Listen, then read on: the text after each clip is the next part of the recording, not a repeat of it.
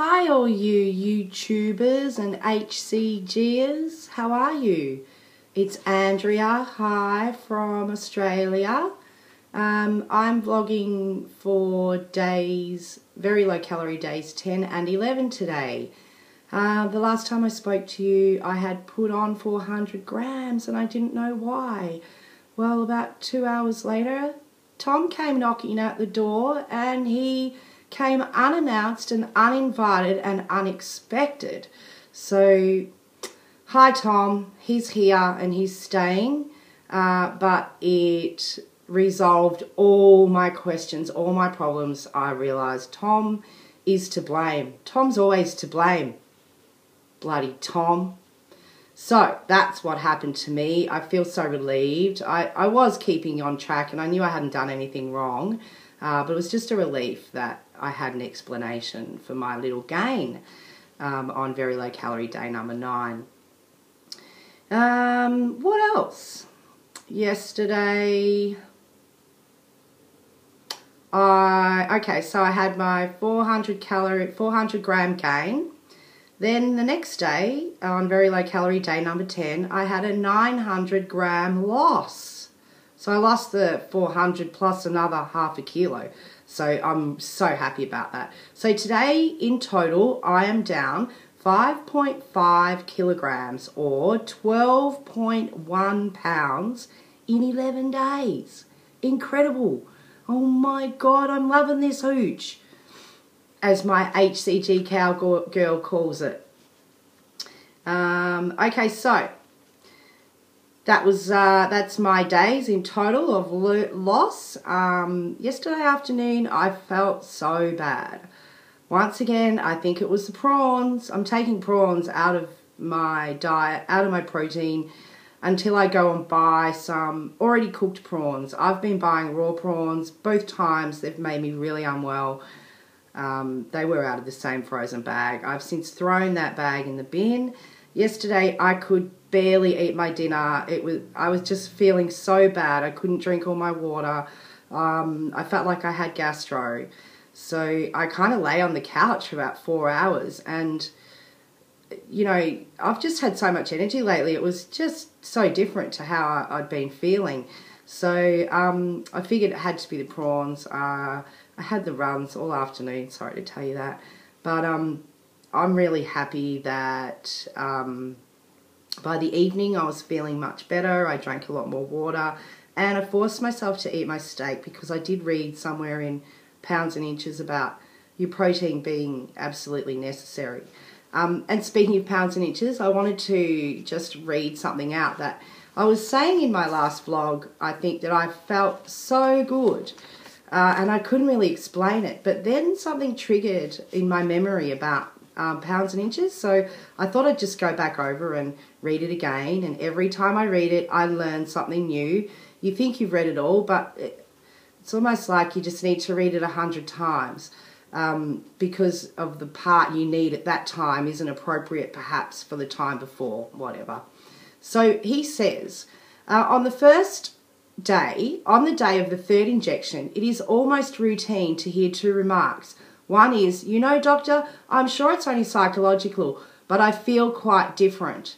And that's what I was saying, that I felt quite different. But it was on my day 9, and he goes on to say, on the day of the 4th injection, most patients declare they are feeling fine. They have usually lost 2 pounds. During the 2nd and 3rd day of dieting, their complaints improve, and while weight continues to drop at about double the usual overall average of almost 1 pound a day, so that a moderately severe case, maybe the 4th day of dieting, has lost as much as 8 to 10 pounds. It is usually at this point that a difference appears between those patients who have literally eaten to capacity during loading days and those who have not. Obviously, I'm one who did not. I did try. But the former feel remarkably well. They have no hunger, blah, blah, blah. They feel light and more clear-headed and notice a desire to move quite contrary to their previous lethargy.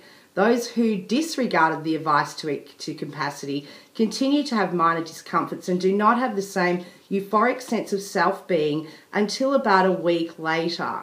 So that's me. I'm the latter, even though I did try to load really well. By the second day, it was killing me. So obviously I didn't load very well, and my sense of euphoria didn't kick in for the extra week. So that's what it is. I'm loving that euphoria. Keep it coming. Also, I wanted to speak to everyone today about water. I love my water, drink it all the time. But my husband and I were researching how much water and your body consists of. So, you know, how much percentage of water does a body hold? So what we found out off this website was very interesting. I just want to read a few things out to you. They're quite important, I think, for the journey we're on.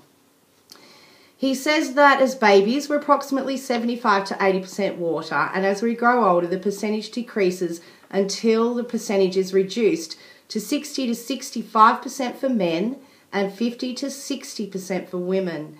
The human brain is 85% water, and our bones are between 10 to 15% water. Women have a higher percentage of adipose tissue than men, giving them a lower percentage of water. So we don't have as much water in our bodies as men do, but we tend to hold on to it a lot more. Strange, but anyway, this is what I really want you to listen to. Water is without a doubt one of the very best diet aids and fat reducers. Look at what it does. Suppresses your appetite, reduces sodium buildup, and helps maintain muscle tone. It helps the body eliminate waste and toxins. It relieves fluid retention.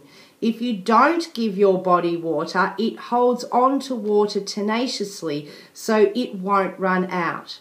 It reduces fat deposits in the body by helping the body metabolize the fat that is stored in the body. However, when your kidneys don't get enough water, this causes the liver to become overloaded. Since the liver is the organ that metabolizes the fat, it can't do that if it's doing the kidney's job. So drink your water, guys. If you don't drink your water, you're stopping your fat being released because your liver takes over the job of the kidneys and it can't release the fat that it should be releasing. So I really can't stress enough how good water is for this journey of our life and for the rest of our lives. He also says the real truth is that water is one of the best cures for most common ailments. The flip side of this is that there are very little money in selling water, and for the most part it's free. Doctors almost never write a prescription for water, and yet look at what it can treat. Allergies, asthma, depression, high blood pressure, diabetes, headaches, chronic fatigue syndrome, colitis, alcohol dependency, lower back pain, neck pain, and on and on. Don't be fooled by considering the coffee, tea, or soda that you drink is part of your water intake, because if these products are caffeinated, which most of them are, it has just the opposite effect on your body. Caffeine acts as a diuretic to our system, which we all know, and actually results in water reduction to our bodies. The same applies to drinks with alcohol. If you're drinking these items, make sure you don't count them as part of your 8 glasses of water a day. I just thought it was really important to share that with you all.